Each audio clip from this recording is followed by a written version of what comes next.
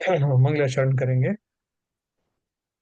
ओम नमः सिद्धेभ्यः जय श्री ओम नमः सिद्धेभ्यः जय श्री ओम नमः सिद्धेभ्यः। मंगलम भगवान वीरो मंगलम गौतमो गणे मंगलम कुंद कुंदाद्यो जैन धर्मोस्तु मंगलम। सर्वमंगल मांगल्यम सर्व कल्याण कारकम प्रधानम सर्वधर्माणां जैनम जयतु शासनम। जैनम जयतु शासनम जैनम जयतु शासनम। नमः समय साराय स्वानुभूत्या चकासते चित स्वभावाय भावाय सर्वभावांतरच्छिदे। अध्यात्म अमृत कलश में कर्ता कर्म अधिकार हमारा चल रहा है, जिसमें उन्होंने बहुत क्लियरली बताया है कि प्रत्येक द्रव्य अपनी अपनी क्रियाएं ही कर सकता है, दूसरे द्रव्य की क्रिया नहीं कर सकता। और दो द्रव्य मिलकर के एक कॉमन क्रिया नहीं कर सकते। अर्थात एक कॉमन क्रिया के दो कर्ता नहीं हो सकते। तो ये कुछ नियम है, जो वो नियम को अगर आप जो है समझ लेंगे, क्योंकि होना तो वही है जो कि नियम है।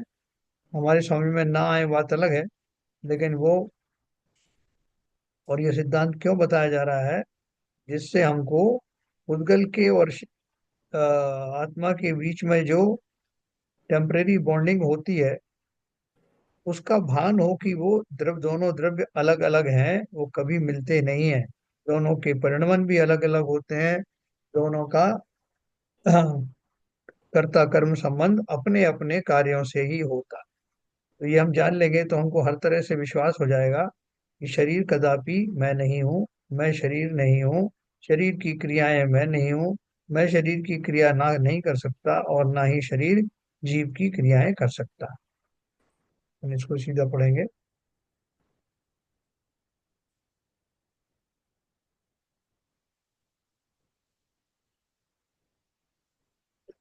ये कलश नंबर 54 है। नैकश्ची कर्तारौ द्वौ स्तो द्वे कर्मणि न च कश्य नैकश्च च क्रिये द्वे एकमनेकं यतो न स्यात्।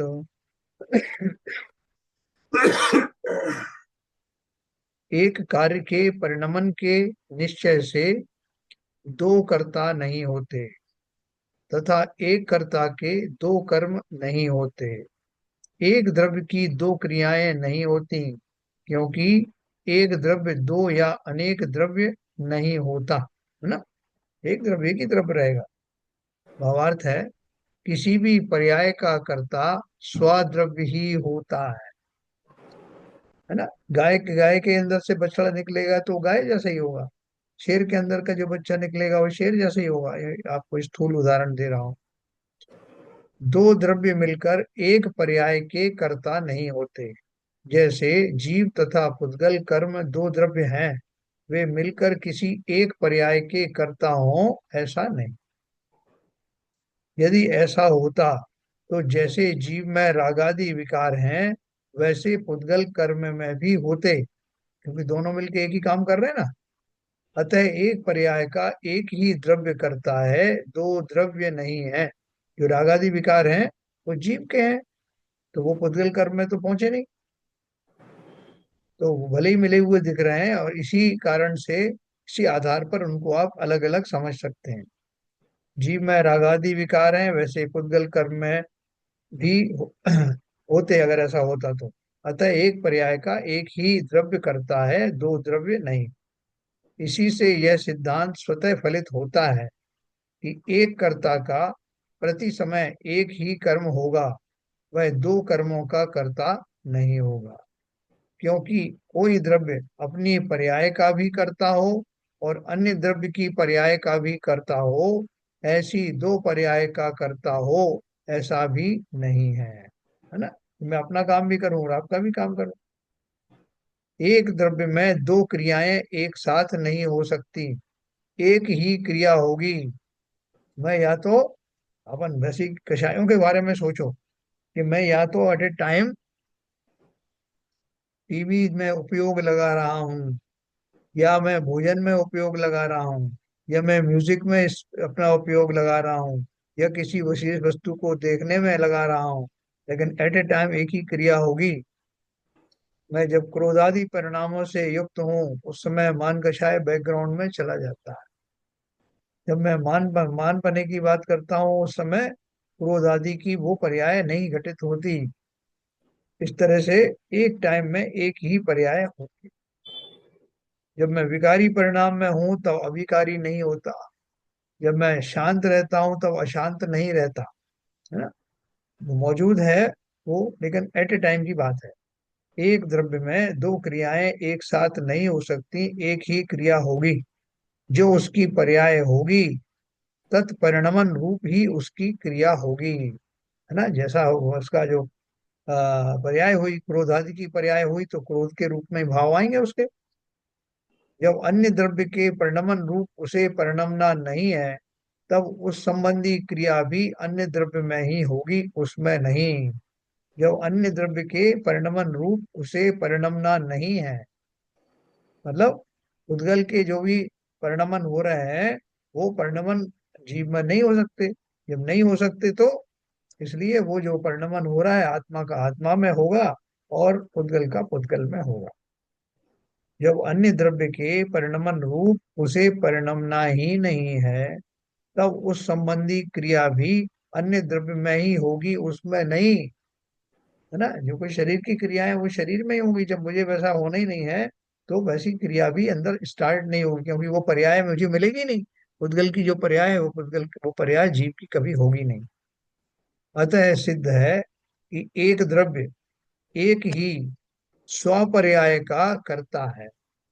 एक कर्म का एक ही द्रव्य करता।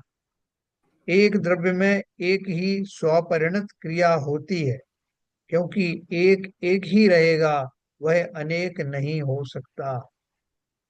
है? इसमें आपको बहुत सारे कंफ्यूजन हो सकते हैं कि आप सोच के देखोगे एग्जाम्पल में तो आपको लगेगा नहीं साहब, कई बार मैं तो बहुत सारी चीजें एक साथ करता हूँ, एक साथ एक जैसे भाव आते हैं, लेकिन वो हमको एक साथ लगते हैं, लेकिन कंसंट्रेशन फोकस फॉर्म में वो एक ही चीज होती है। जैसे मैंने बताया कि मैं टीवी देखते हुए खाना खा रहा हूँ, साहब म्यूजिक भी सुन रहा हूँ, दूसरों की बातें भी सुन रहा हूँ, कोई फोन आ जाए तो उसको मतलब हाँ मैं सुन रहा हूँ, आप बोलिए, और भोजन भी कर रहा हूँ। तो कहने में तो ये आएगा व्यवहार में कि वो सब काम एक साथ कर रहा है, लेकिन वास्तव में जिस क्षण वो ग्रास निगल रहा है तन्मयता के साथ तो वो ग्रास ही निगल रहा है। जिस समय वो किसी की बात सुन रहा है, अगर वो ध्यान से सुन रहा है तो उस समय सिर्फ बात ही सुन रहा है। बाकी क्रियाएं जो है वो मैकेनिकली हो सकती हैं, लेकिन वो उसका उपयोग उसमें नहीं रहता। अतः सिद्ध है कि एक द्रव्य एक ही स्वपर्याय का करता है। स्वपर्याय जो वो कर सकता है वही वाली पर्याय होगी। एक कर्म का एक ही द्रव्य करता है। एक द्रव्य में एक ही क्रिया होती है और वो स्वपरिणति होती है जो वो कर सकता है, क्योंकि एक एक ही रहेगा, वह अनेक नहीं हो सकता। प्रत्येक द्रव्य अपने आप में अनूठा है, एक है।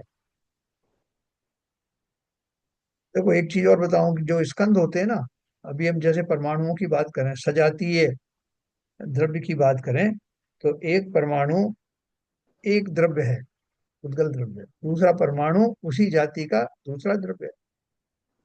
अब वो जब परमाणु मिलते हैं स्कंद बनता है, तो वो जो एक स्कंद बना उस परमाणु से, वही परमाणु जब दूसरे स्कंद में चला जाता है तो वहां उसके अनुरूप क्रियाएं करता है, क्योंकि वहां उस स्कंद का कार्य दूसरा है। तो इसलिए वहां के जो पुद्गल हैं वो ऐसी उस तरह की क्रिया में ही भाग लेते हैं। तो उस पुद्गल का जो स्कंद है उसमें वो परमाणु उसी तरह का कार्य करेगा। जैसे हमारा जो पीठ पे स्थित कोई परमाणु है पीठ रूपी स्कंद में, तो वो स्वतंत्र रूप से कार्य करता है। अभी वो थोड़ा सा आगे जाएगा, गर्दन की तरफ चला जाएगा परमाणु, तो वहां वो दूसरी तरह का कार्य करेगा, लेकिन वही परमाणु अपनी क्रिया करेगा, कि जो भी उसकी क्रिया होगी वही करेगा। वहां उस स्कंद में सामूहिक रूप से जो कार्य होगा वो अलग बात है, लेकिन वो परमाणु अपनी ही क्रिया जो उसका सामर्थ्य में होगा, जैसे स्निग्ध होगा, उष्ण होगा, जो भी उसका तीव्र गंध आदि होगी, जो उसका स्वरूप होगा, वो अपना उसी पर्याय का निर्वाह करते हुए उस स्कंद में मौजूद रहेगा। है ना। आंख में स्थित परमाणु वहां आंख जैसी जो है चंचलता वाला होगा, पल पलकें झपकाने वाला होगा। पीठ में स्थित एक परमाणु उसके बगल वाली जगह में चला जाता है, तो उस स्कंद में उस जगह पे दर्द नहीं हो रहा, एक जगह दूसरी जगह दर्द हो रहा, बिल्कुल उससे एडजेसेंट हो रहा है और वहां नहीं हो रहा। तो इसका अर्थ क्या है कि परमाणु भी स्वतंत्र रूप से एक ही स्कंद में अपने अपनी क्रियाएं अपने स्वभाव के अनुरूप करते हैं। वहां भी वो सबके एक जैसे परिणमन नहीं होते। तो इसलिए एक द्रव्य दूसरे द्रव्य की क्रिया कथा भी नहीं करता। जो भी क्रिया करता है उसकी स्व की क्रिया होती है, जिस तरह का उसका स्वभाव होता है वही क्रियाएं होती हैं, और वो दूसरे की क्रियाएं करता नहीं। सब तरह से समझ लो। तो ये देखो सारांश पढ़ेंगे अपन इसके बाद। अतः सिद्ध है कि एक द्रव्य एक ही स्वपर्याय का करता है। एक कर्म का एक ही द्रव्य करता है। एक द्रव्य में एक ही स्वपरिणति क्रिया होती है, क्योंकि एक एक ही रहेगा, वह अनेक नहीं हो सकता। एक द्रव्य एक ही है। जीव द्रव्य एक है तो एक ही है। अपने अपने शरीर में एक जो शरीर उसका है उसमें एक जीव द्रव्य है, और स्कंद में स्थित रहने वाला परमाणु वो एक स्वतंत्र द्रव्य है। उक्त 51 52 53 54 इन चारों पद्यों द्वारा यह सारांश निकलता है कि द्रव्य स्वयं करता है, और वह केवल अपनी पर्याय का ही यथार्थ में करता है। पर द्रव्य का और उसकी पर्याय का कर्ता वह कदाचित भी नहीं होता। पर द्रव्य की पर्याय उसमें निमित्त कारण अवश्य होती है, तथापि द्रव्य अपनी पर्याय का तो यथार्थ करता है, अन्य द्रव्य की पर्याय के लिए वह मात्र निमित्त है? एक माँ है, वो भोजन कर रही है और बेटे को बोल रही है कि देख, तू नहीं भोजन करेगा तो मैं भी नहीं करूँ। वो ये नहीं कह सकती कि चलो तूने नहीं किया भोजन तो कोई बात नहीं, मैं कर लूंगी तो तेरा पेट भर जाएगा। वो दोनों क्रियाएं अलग अलग ही होंगी, एक साथ संपादित हो नहीं सकती। तो ये बहुत सारी ऐसी घटनाएं भी होती हैं जिसमें कि कोई ऐसा संकल्प कर लेता है कि इस जीव को अगर कोड़े लगे तो उसका असर मेरे ऊपर आए।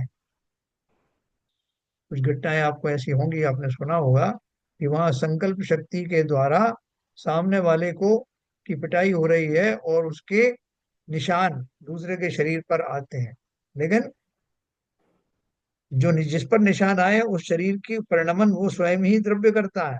दूसरा तो खाली निमित्त है। वो संकल्प शक्ति के कारण, भावों के कारण से उस तरह की दशाएं होती हैं, लेकिन प्रत्येक द्रव्य अपना अपना परिणमन स्वयं करता है।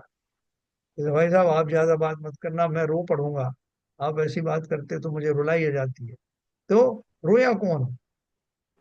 बातों का निमित्त पाकर, उन भावों का निमित्त पाकर रोया मैं, क्योंकि मेरे में रोने की उस समय योग्यता थी, और मेरे परिणाम वैसे हुए इसलिए हुआ। सामने वाले की बातों ने मुझे नहीं रुलाया, मैं चाहता तो नहीं भी रोता। तो इसलिए हर जगह पे आपको ये दिखाई देगा प्रत्यक्ष रूप से निमित्त निमित्तिक संबंध इतने गहरे होते हैं कि हमें उनको कर्ता कर्म का आभास हो जाता है। लेकिन कर्ता कर्म वो कौन से होंगे, बट उन्होंने स्पष्ट बताया कि कर्ता वही होगा जो कार्य में, उसके द्वारा किए जाने वाले कार्य में स्वयं उपस्थित हो, व्याप्य व्यापक संबंध हो, और प्रत्येक द्रव्य अपनी ही जो उसका स्वभाव है वही क्रियाएं कर सकता है, दूसरी कर नहीं सकता। और स्वयं की करेगा, दूसरे की नहीं करेगा। दूसरा द्रव्य भी मेरी क्रियाएं नहीं करेगा। ये सब बिल्कुल इंडिपेंडेंस है, टोटली इंडिपेंडेंस। तो उक्त 51 52 53 54 चारों पद्यों द्वारा सारांश निकलता है कि द्रव्य स्वयं करता है, और वह केवल अपनी पर्याय का ही यथार्थ करता है। पर द्रव्य का और उसकी पर्याय का कर्ता वह कदाचित भी नहीं होता। पर द्रव्य की पर्याय उसमें निमित्त कारण अवश्य होती है।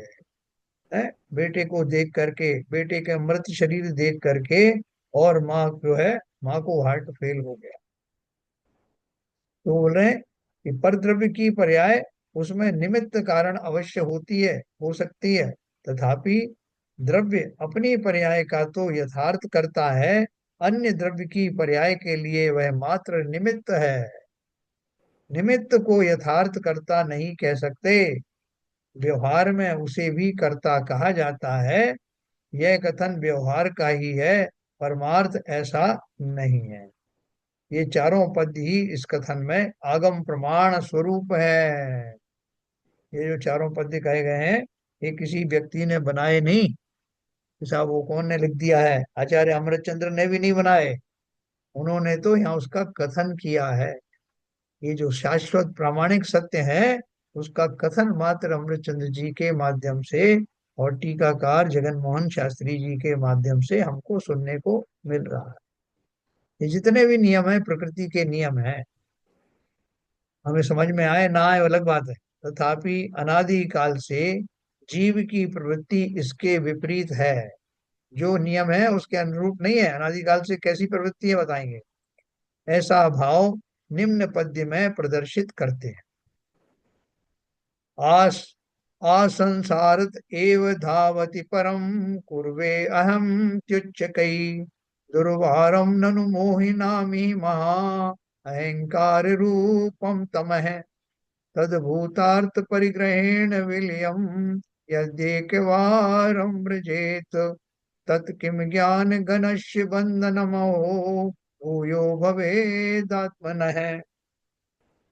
यह जीव अनादि काल से ही अपने स्वरूप की तथा यथार्थ तत्व की अज्ञानता के कारण मैं पर को करूं ऐसा मिथ्या विचार करके जोरों से दौड़ लगाता है। आचार्य कहते हैं कि इन अज्ञानी मोही प्राणियों का यहाँ महान मिथ्या अहंकार रूप यह अज्ञान यथार्थ में दुर्निवार है, कठिनता से दूर हो सकता है? वह शुद्ध निश्चय के विषयभूत शुद्धात्मा के आश्रय से यदि एक ही बार नष्ट हो जाए, तो उस ज्ञानी भूत आत्मा को पुनः दोबारा, अरे क्या बंधन हो सकता है? कदापि नहीं है। क्या उन्होंने बोला इस कलश में कि संसारी प्राणियों की अनादि काल से ही ऐसी दौड़ लग रही है कि पर को ऐसा कर लूं। हमारी लड़ाई काहे की है? हर एक कोई चाहता है कि सामने वाले व्यक्ति को शीशे में उतार लूं, जैसा मैं चाहता हूं वैसा ही ये करे, है ना। इसी बात को लेकर के कितने राग द्वेष प्रपंच माया आदि चलती है, क्योंकि लोग पर वस्तु को प्राप्त करने के लिए या पर द्रव्य मेरे कहने में रहे, इसको अंजाम देने के लिए तरह तरह का प्रपंच करते हैं। कब से कर रहे हैं? अनादिकाल से कर रहे हैं, लेकिन किसी की चाहत के अनुसार कार्य होता नहीं। प्रत्येक जीव की अनंत अनंत इच्छाएं हैं, और जितनी इच्छाएं हैं उसके मुकाबले में जो संसार के पदार्थ हैं वो कम पड़ जाते हैं। तो किसके हिस्से में क्या आएगा? और मात्र ऐसी वांछा करने से कार्य होता नहीं, क्योंकि सभी द्रव्य अपने अपने स्वभाव के अनुसार परिणमन करते हैं, और यही मेरी दुख का आकुलता का कारण है। संसारी प्राणियों की अनादि काल से ही ऐसी दौड़ लग रही है कि पर को ऐसा कर लूं। मोही अज्ञानी पुरुषों की यह अज्ञानता दूर होना बहुत कठिन है। पर संयोग तथा तज्जन्य विकारों में ही यह जीव, ये मेरे हैं, ये मेरा भला बुरा करते हैं, अथवा मैं इनका भला बुरा कर सकता हूँ, ऐसी भ्रमपूर्ण मति रूप हो रहा है। ये सब पलटने का जो भाव है ना, इसको अपने अनुरूप पलटा लूं, ये मेरा कहना मान लगे, ये हर चीज मुझसे पूछ पूछ करके करे, जब तक करता है तब तक अच्छा लगता है, नहीं करता है तो मैं फिर अपने ढंग से उसको परिणमाने के लिए साम दाम दंड भेद सब करता हूँ। संसारी सभी जन ऐसा मानकर ही समस्त व्यवहार करते हैं और उसे ही सत्य मानते हैं। लोग तो बोलने लगे कैसा है भाई साहब, जो कुछ कर रहा हूं मैं अच्छे के लिए तो कर रहा हूँ, उनके अच्छे के लिए कर रहा हूँ, समाज के अच्छे के लिए कर रहा हूँ, मेरा क्या है। लेकिन ये मान के चल रहा है कि मैं अवश्य ही उन्हें सबको बदल सकता हूँ, और इस ढंग से नहीं बदला तो कोई दूसरी तरीका लगाऊंगा, है ना। इसी आकुलता में सारा संसार भरा पड़ा है। और जो किसी संसार को परिणमाने का भाव नहीं रखते, वो मुनि बन जाते हैं, वो समता में चले जाते हैं। वो जंगल में बैठकर भी तपस्या करते हुए ये चिंतन नहीं करते कि कौन किसको खा रहा है। क्यों? क्योंकि उनको पक्का श्रद्धा हो जाती है कि संसार में सभी द्रव्य स्वतंत्र हैं, अपने अपने हिसाब से, अपने कर्मोदय के हिसाब से जिसकी जो परिणमन हो रहा है वैसा ही हो रहा है। लेकिन साधारण व्यक्ति इस बात पर विश्वास नहीं करता। वो ये मानता नहीं, बोले साहब हम अकर्मण्य होकर थोड़ी बैठ जाएंगे, संसार को बदलने का ठेका हमने भी तो लिया है, हम भी उसके पार्ट। उस चक्कर में संसार तो जैसा बदलना वैसे ही होगा, लेकिन मैं उस प्रोसेस में अकुल व्याकुल हो जाऊंगा, कर कुछ नहीं सकता। जो कुछ हो रहा है उसमें मैं निमित्त तो हो सकता हूँ, लेकिन मैं करता नहीं। तो क्या बोल रहे हैं, संसारी सभी जन ऐसा मानकर ही समस्त व्यवहार करते व उसे ही सत्य मानते हैं। अमुक व्यक्ति मेरे कर्जदार हैं, उन पर मेरा रुपया है, मुझे दूसरों का इतना देना है, वह मेरा शत्रु है, मेरे इन कामों में विघ्न डालता है, इत्यादि नाना प्रकार के संकल्प विकल्प अपने मोह जन्य अज्ञान पूर्ण अहंकार से करते हैं। हैं? अब देखो कि एक चोर है, वो चोरी करने के लिए जाता है, उससे पहले वो मंदिर में जाता है, भगवान से प्रार्थना करता है कि भगवान आज ऐसा कुछ कर देना कि अच्छी चोरी हो, खूब धन इकट्ठा हो जाए। है, वहां पूछ बोल करके आता है उनसे कि मेरी चोरी खूब अच्छी तगड़ी हो। उधर जिसके यहाँ चोरी करने जा रहा है, वो रोज आकर के मंदिर में ये कहते हैं जो मेरी धन लक्ष्मी है सुरक्षित रहे, उसके ऊपर कोई हाथ ना लगा। ठीक है। तो अब भगवान किसकी बात माने, अगर भगवान मानने वाले हों तो? हैं? दोनों ने पूजन करी है तो दोनों की बात माने। तो क्या होगा कि एक तो चाहता है कि धन चोरी हो जाए, एक चाहता है कि सुरक्षित रहे। लेकिन क्या होने वाला है वही होगा जो कि पहले से तय है। ठीक है। और अपने, देखो आप मांगने वाले तो जो है, जो दुष्ट लोग हैं वो अपनी उस दुष्टता के लिए भी भगवान से आग्रह करते हैं कि मेरी ये विद्या, मेरी ये आ, माया, मायाचारी किसी को मालूम ना पड़े और ये मेरा कार्य हो जाए। और दूसरा बोलता है कि मैं कभी ठगा ना जाऊं, ऐसा मुझे बुद्धि दो। लेकिन संसार में होता वही है जो कि निश्चित है, इसलिए ज्ञानी किसी को परिवर्तन करने का भाव करते नहीं। संसार की तो क्या बोला, यह मेरा शत्रु है, मेरे इन कामों में विघ्न डालता है, इत्यादि नाना प्रकार के संकल्प विकल्प अपने मोह जन्य अज्ञान पूर्ण अहंकार से करते। एक प्रश्न पूछा है, संसार के सत्यता पूर्ण संपूर्ण व्यवहार को आप मोहजन्य अज्ञान पूर्ण मात्र अहंकार कहते हैं, तो क्या आप ही एक बुद्धिमान है? हाँ? सारा संसार मूर्ख है? सत्य तो वह है जो सबके प्रत्यक्ष गोचर हो, अतः संसारियों का उक्त कथन सत्य है, आपकी यह एकमात्र कल्पना ही असत्य प्रतीत होती। वाह। शेरे ने बोला कि आप ही झूठ हो, संसार में सब मूर्ख थोड़ी हैं, आप ही अपने आप को बुद्धिमान समझ रहे हो। जो हम कर रहे हैं बदलने का, अगर हम नहीं होते तो पता नहीं संसार की क्या दशा होती, भाई साहब आपको पता नहीं। कितना हम लोगों को समझाते हैं, कितना बुझाते हैं, और अगर ना समझाए तो संसार में विप्लव मच जाए। बहुत कुछ करते हैं उसके लिए, थोड़ा बहुत अगर हमको कुछ इधर का उधर हेरा फेरी भी करना पड़ती तो हम करते हैं, क्योंकि संसार हमको चलाना है। तो साधुओं को थोड़ी चलाना है, भगवान तो हम बैठ गए जाकर के, चलाना तो हमको ही है ना। तो इसलिए हम जो कुछ कर रहे हैं वो सही कर रहे हैं। और आप जो कह रहे हो मूर्खता, तो वो आप कर रहे हो। तो कहते हैं कि जो बहुत सारे ऐसे भी मूर्ख होते हैं, वो कहते हैं इस आसमान को मैंने टिका रखा है भाई साहब सिर के बल, अपना सिर, जैसे वो फुटबॉल में मारते हैं ना, तो मैंने अपना सर और कई बार हाथ भी ऊपर करके मैं आकाश को थामे हुए हूँ, नहीं तो कब का गिर पड़ता आपके ऊपर। ऐसे भी विचार हैं। तो क्या बोल रहे हैं वो, उन्होंने एक प्रश्न पूछा कि संसार में जो भी जो कार्य कर रहे हैं वो मूर्ख नहीं है, मूर्ख तो आप हो जो ऐसी बात सोचते हो।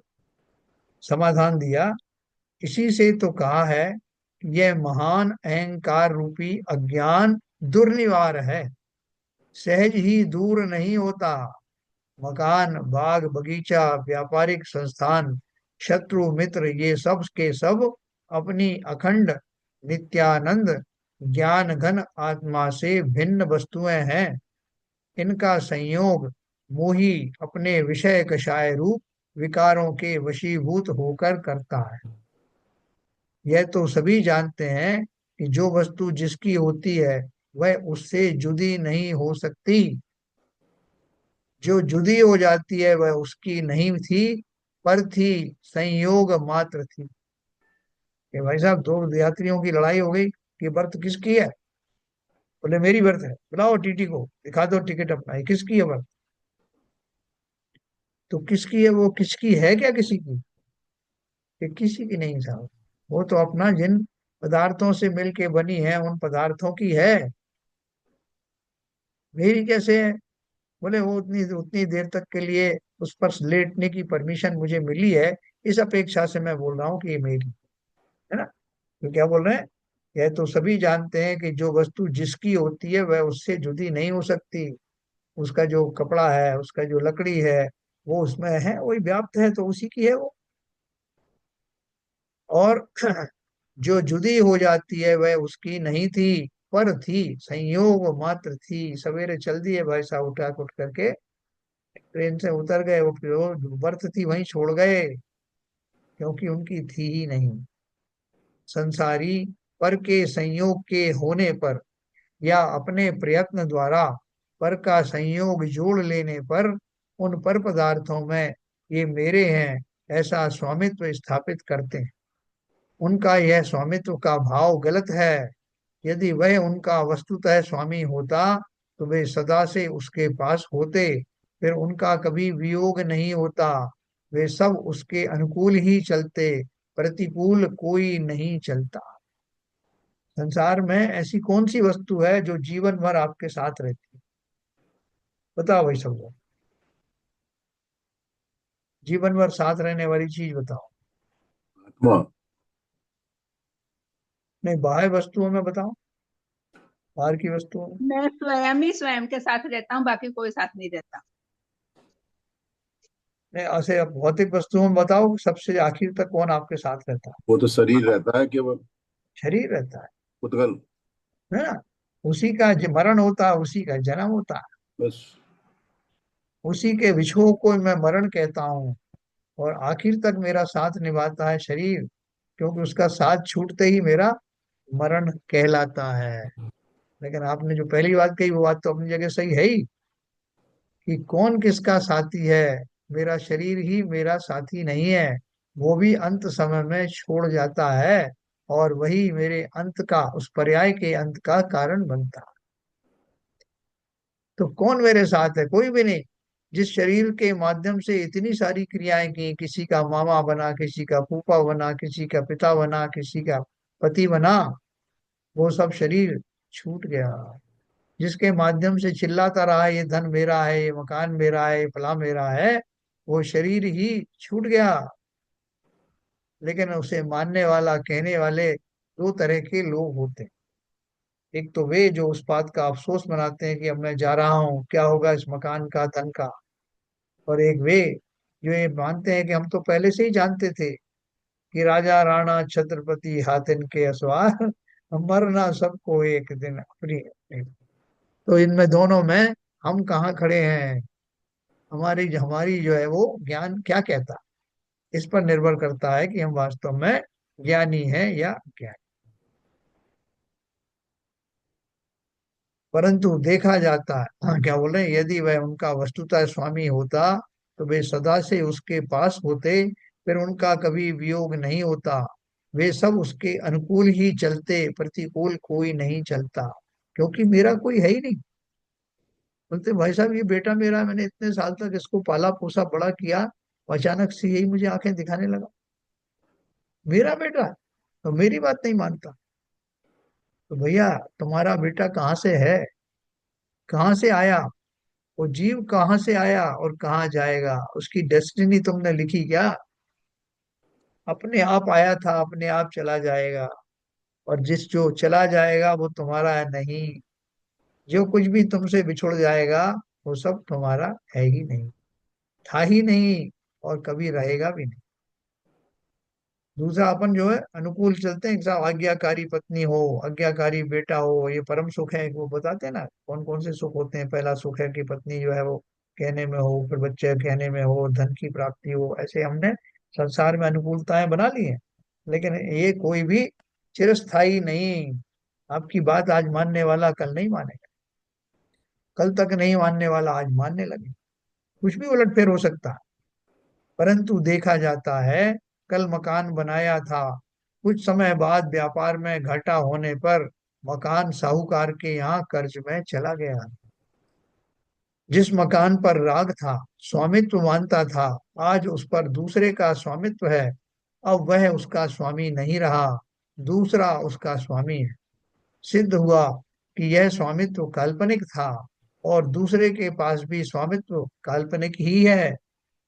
पश्चात जब ऐसा समय आता है कि दोनों आयु पूर्ण कर चले आते हैं, तब मकान जहां खड़ा था वहीं खड़ा रहता है। अब चाहे उसका जो उसका स्वामी बनो, पर वह उसकी कल्पना मात्र होगी। मकान ने किसी के स्वामित्व को कभी स्वीकार नहीं किया है। हमारे पास कितने नोट चलते हैं, ये 500 का नोट मैंने आज किसी को दे दिया, उसने किसी और को दे दिया।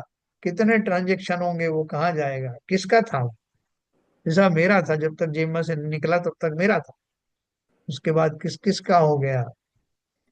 वह तो अपना स्वामी स्वयं रहा, स्वयं के अस्तित्व पर रह रहा है और सदा रहेगा। एक दिन भी वह धरती में मिल जाएगा, मकान की बात हो रही, एक दिन वह भी धरती में मिल जाएगा। तब उसके स्वामित्व के दावा करने वाले खड़े खड़े उसके खंडहर को देखेंगे। तो भाई साहब देखो, ये लक्ष्मीबाई का जो है वो महल है, ये फला फला राजा का महल है। और राजा तो कहाँ गया, और महल तो कहाँ है साहब? बोले तो खंडर हो गया साहब, एक जमाने में था ही। उसे नष्ट होने से कोई बचा नहीं सकेगा। बाग बगीचे संस्थान सदा किसी के पास नहीं रहे, ये सब अपनी अपनी पर्यायों में यथा समय विलीन हुए। उन पर स्वामित्व का दावा करने वाले अहंकारी अपनी अपनी आयु के अंत में उनसे वियुक्त हो अपनी गत्यानुसार पर्यायांतर को प्राप्त हुए। तो मैंने साहब जीते जी अपने बेटे को एक कौड़ी नहीं दी, और जो वो कर देता था तो उसका पूरा हिसाब लेता था, कहाँ खर्च किया, कैसे खर्च किया, ये सब पूरा ट्रैक रखता था मैं, हिसाब का कॉपी में लिखता था। तो बोले जब आप चले जाओगे, जब कौन लिखेगा, कौन पूछेगा?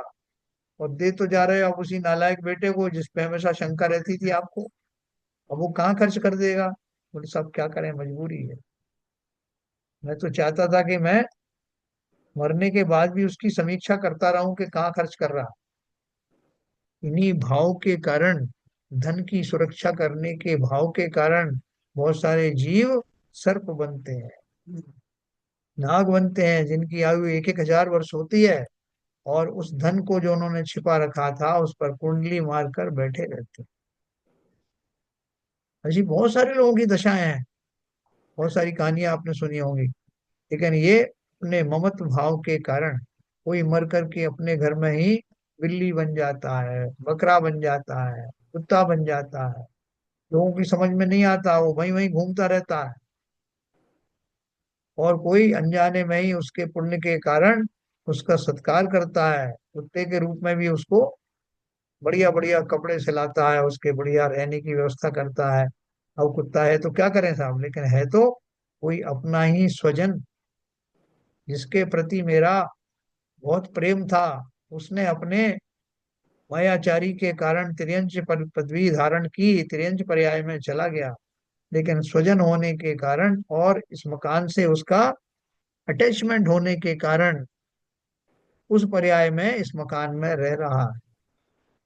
और आसपास के जो उसके रिश्तेदार हैं उनको भी उससे न जाने क्यों मोह है, न जाने क्यों क्या, उनको पता नहीं है कि क्यों क्यों हो रहा है, लेकिन है, स्वाभाविक है। और इसी मोह जाल में फंसे फंसे जीव इधर से उधर रिश्ते बदलते रहते हैं। कोई पत्नी बन जाता है, कोई भाई बन जाता है, फिर कोई कुछ और बन जाता है, बदल बदल करके रिश्ते। ये जो मोह का जो जाल है, ये जाल हमको संसार से निकलने देता नहीं, है ना। अभी आपने देखा होगा वो जो एक शारदा करके जो थी ना, वो भोजपुरी की गायिका, अभी उनका मरण है, शारदा मिश्रा जो भी, अभी उनका मरण हुआ अंतिम काल में। तो वो उसका जो है ना एक सीसीटीवी से कैमरे से या कैसे एक वीडियो बनाया गया, तो वीडियो दिखाया था टीवी में। वो जो बोल नहीं पा रही थी अंतिम समय में, उसको ऐसे भाव आए कि मैं अब, मुझे एक तो पता लग गया कि मैं अब जा रही हूँ, और 55 घंटे पहले उसको पता लग गया कि मैं जा रही हूँ, बचूंगी नहीं। और वो उसके सब जो ट्यूब व्यूब लगे हुए हैं, और ऐसे में ही एक मैना, मैना एक मैना आकर के उसकी खिड़की में बैठती है, और वो मैना से वार्तालाप करती है। अभी दिखाया था टीवी में 5-6 दिन पहले, उस मैना से वो वार्तालाप करती है, और ऐसा करती है उसको लगता कि ये सुन रही है मेरी बात। वो वास्तव में वो क्या था, उसको लग रहा था ये मुझे लेने आई है, तो उससे पूरा संवाद कर रही थी, और वो भी अपनी आवाज में इधर से उधर सिर हिला करके कुछ भी जो भी कर रही थी वो कर रही है। तो उन जीवों का क्या रिश्ता था, और वो क्यों उसको अंतरंग बातें बता रही थी, ऐसा शेयरिंग चल रहा था, मानो कि ये भी उसी गति में जाने वाली है। ऐसे बहुत सारी चीजें आपको मिलेंगी। कहने का अर्थ क्या है कि संसारी जीव अपने इन मोह जाल के में फंस करके उन रिश्ते नातों से, या उन ममत्व भावों से, मकान के प्रति ममत, धन के प्रति ममत, व्यक्तियों के प्रति ममत, उस जाल से छूट नहीं पाता। कई बार तो बहुत सारे लोग मुनि बन जाते हैं, तब भी उनका भाव छूटता नहीं। वो आपने उनका सुना होगा, वो मुनिराज का, पुष्पडाल का, जो अपनी कानी पत्नी के साथ भी अपना मोह छोड़ नहीं पाए मुनि बनने के बाद भी। वो तो उनका, वो वार्ष्णेय वो कौन थे, वारिशेन मुनि जो थे उनके साथ में थे, उन्होंने उनको बोध कराया, तब जाकर उनका वो मोह भंग हुआ, तब वो वास्तविक मुनि बने। तो ये बहुत मुश्किल काम है, लेकिन जीव करते ही हैं। जो भी साहसी व्यक्ति हैं, जो वास्तव में सुबट और वीर हैं, वही ये कार्य कर पाते हैं, कमजोर क्या करेंगे। तो बाग बगीचे संस्थान सदा किसी के पास नहीं रहे, वे सब अपनी अपनी पर्याय में यथा समय विलीन हुए। उन पर स्वामित्व का दावा करने वाले अहंकारी अपनी अपनी आयु के अंत में उनसे वियुक्त हो अपनी गत्यानुसार पर्यायांतर को प्राप्त हो। यह सब प्रत्यक्ष दिखाई दे रहा है। इसे सत्य न मानकर काल्पनिक स्वामित्व को सत्य मानना, यही तो मोही अज्ञानी जीवों का भ्रम है। जैसे स्वप्न में संपदा पाकर कोई धनी बना, और उसे उसमें बहुत बड़ा अभिमान पैदा हुआ, स्वप्न भंग होने पर अरे यह स्वप्न कल्पना थी, सो स्वप्न तो मिटना था, यथार्थ तो सामने है, जागने पर व्यक्ति इसे ऐसा मानता है। इसी प्रकार यह जगत भी स्वप्न के समान काल्पनिक है। यद्यपि इसमें दिखाई देने वाली सभी वस्तुएं सत्य हैं, छहों द्रव्य सत्य हैं, उनकी समय समय पर होने वाली पर्यायें तत्काल में सत्य हैं, संयोगी भाव भी होते हैं, अतः सत्य वे भी हैं। तथापि सम्यक ज्ञान होने पर जब स्व पर भेद भाषित होता है, तब इनके संबंध से होने वाले राग द्वेष अहंकार सब मिथ्या हैं, ऐसा ज्ञानी पुरुष को भान होता है। इसका अर्थ क्या है? जिन्हें भान होता है वो ज्ञानी होते हैं, जो ज्ञानी होते हैं उन्हें भान होता है। तो हम क्या हैं? बोले साहब हम भी बन जाएंगे एक दिन, आप क्यों चिल्ला रहे हो? एक दिन बनेंगे ना हम भी तो। जो हम इतने रुचि पूर्वक सुन रहे हैं, इस बातों पर विश्वास कर रहे हैं, भले ही अभी उस उतनी गूढ़ श्रद्धा नहीं हुई हो, लेकिन ये तो पता है हमको कि ये जिनेन्द्र देव के कहे हुए वचन हैं, जो आचार्यों और टीकाकारों के माध्यम से हम तक पहुंच रहे हैं। इसलिए ये निर्दोष वचन है। कमी हमारी ही है कि हम अभी उसको पूरी तरह से विश्वास नहीं कर पा रहे। ऐसा कहना चाहिए कि नशा करने वाले की को नशे की हालत में जो रंग चढ़ता है,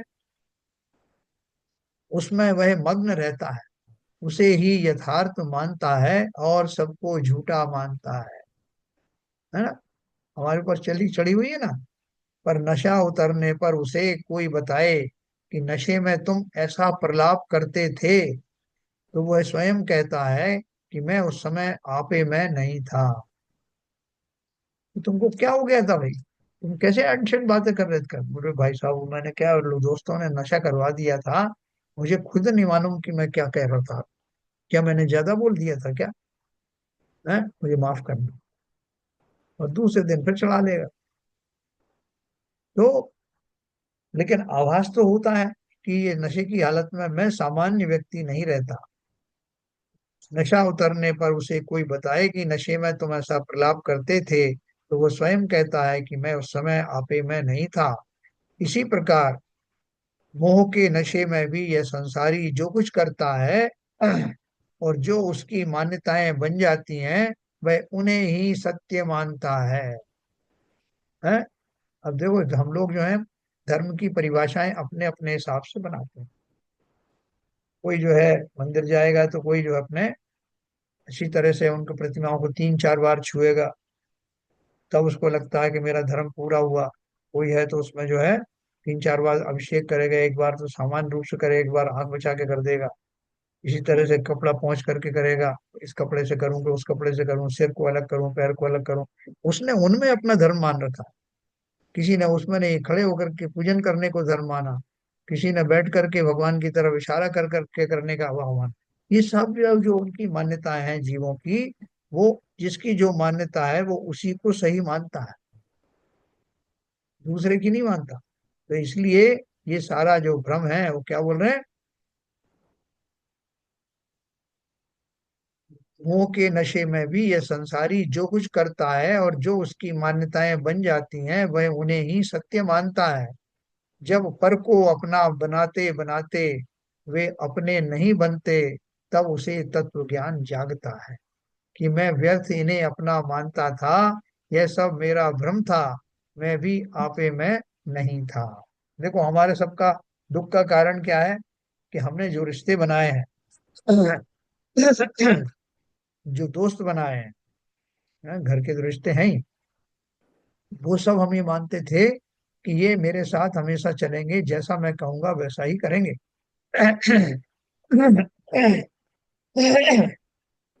लेकिन जब कभी भी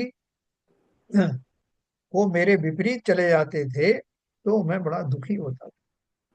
लेकिन वो जो मुनीम है, जो जिसकी कथा अपन रोज करते थे, दुकान पर बैठा हुआ था, वो सेठ कभी उसको डांट देता है, या कभी ग्राहक जो है उसको कुछ कह जाते हैं, कभी से उस दुकान से मैं घाटा हो जाता है, तब भी वो व्यथित होता नहीं अंदर से, क्योंकि उसने तो पहले से ही मान रखा था कि इनमें से कुछ भी मेरा नहीं। अगर हम भी ऐसा ही भाव रखें, तो अचानक ही नाते रिश्तेदारों के विपरीत हो जाने पर, प्रतिकूल हो जाने पर, दोस्तों के विपरीत हो जाने पर, हम ये मान के चलें तो संसार है, संसार में ऐसा होता है, होना स्वाभाविक है। इसलिए खेद खिन्न होने की आवश्यकता अगर हम अपना ऐसे पहले से ही अपना ऐसा स्वभाव बना लें इस पर्याय में, तो हमारे बहुत सारी आकुलताएं व्याकुलताओं से हम बच पाएंगे। धन चला गया, आया था तो चला गया, धन आ गया, ना हर्ष ना विषाद। होकर सुख में मगन न फूले, दुख में कभी न घबरा। ये जो मेरी भावना सरल सी दिखने वाली है, उसमें बहुत भाव भरे हैं। ये उन्होंने कामना क्यों की है कि हमारी इन भावों का हमारे वर्तमान पर्याय में अभाव है। हमें वैसा चिंतन हम कब करेंगे? भ्रम अवस्था में यह भ्रम है, ऐसा भासित नहीं होता है। शराबी जब शराब पी लेता है, तब उसको नहीं लगता कि वो मैं कोई नशे में हूँ। नशे में व्यक्ति यह नहीं जानता कि मैं नशे में हूँ। सोता हुआ व्यक्ति उस काल में यह नहीं जानता कि मैं सो रहा हूँ। मूर्छित व्यक्ति मूर्छा की बेहोशी में यह नहीं जानता कि मैं बेहोश हूँ। यदि इन अवस्थाओं में उसे यह होश रहे कि मैं क्या हूँ और ये निद्रा है या नशा है, तो समझिए कि उसे नशा चढ़ा ही नहीं।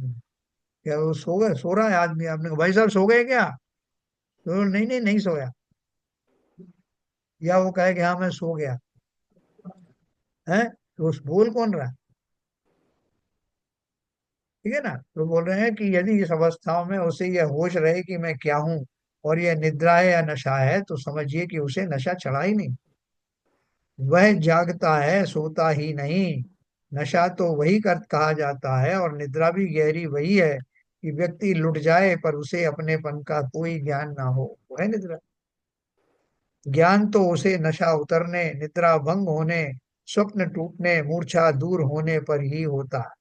इसी प्रकार संसारी मोही अज्ञानी को उस दशा में यदि गुरु सच्चा उपदेश देते हैं, तत्व ज्ञान की स्थिति उसके सामने रखते हैं, तो उसे ऐसा लगता है कि मैं तो यथार्थ सत्य हूँ और ये गलत है, स्वयं चक्कर में है।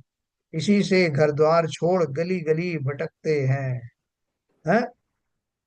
किसकी बात कर रहे हैं? संसारी मोही अज्ञानी। अगर उसको कोई गुरु उपदेश भी दे देते हैं, तब भी वो उसको मानता नहीं, क्योंकि वो उस अपनी बात उसे सत्य लगती है और बाकी सब झूठ लगता है। ठीक है ना? तो कल अपन पढ़ेंगे और इसी बात को कि रागी और वैरागी में क्या फर्क है। रागी का चिंतन क्या है, वैरागी का चिंतन क्या। सिंपल था आज, वैसे कोई विशेष कठिन नहीं था जनरल था। ना। चलिए, संजय प्रकाश जिनवाणी स्तुति करेंगे।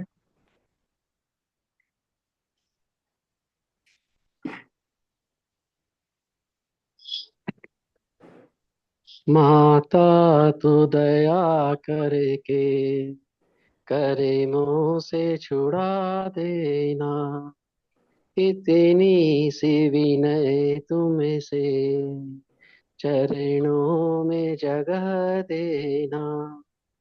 माता में भटका हूँ माया के अंधेरे में, कोई नहीं मेरा है इस कर्मों के रेले में, कोई नहीं मेरा है तुम्हें धीरे बंधा देना।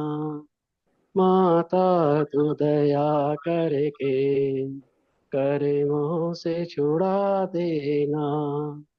जीवन के चौराहे पर मैं सोच रहा कब से, जाऊं तो किधर जाऊं यह पूछ रहा मन से, पथ भूल गया हूँ मैं तुम्हें राह दिखा देना। माता तू दया करके करीमों से छुड़ा देना। लाखों को उबारा है मुझको भी उबारो तुम, मझधार में नैया है इसको भी तिरा दो तुम, मझधार में अटका हूँ उसे पार लगा देना। माता तू दया करके कर्मों से छुड़ा देना, इतनी सी विनय तुम से चरणों में जगह देना। जिरवाणी माता की जय। जय।